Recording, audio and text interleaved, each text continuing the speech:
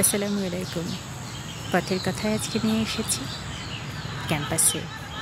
আমার প্রিয় একটা ক্যাম্পাস আছে সেখানে বিশাল আকৃতির লেক আছে বেশ কয়েকটা। আমি যখন সকালবেলা এখানে হাঁটতে আসি তখন মাঝে মধ্যে এখানে আমি দাঁড়িয়ে পড়ি, সৃষ্টির রহস্য ফিল করার চেষ্টা করি।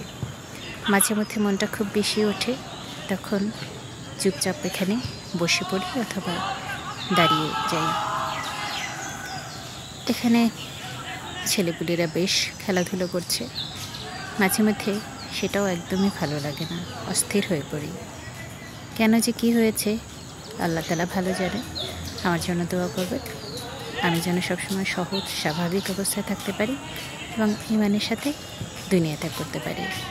কারণ দুনিয়াটা আসল জীবন নয়, আসল জীবনই হচ্ছে মৃত্যুর পরে, অর্থাৎ আখিরাত। বেসিক্যালি দুটোকেই প্রাধান্য দিতে হবে।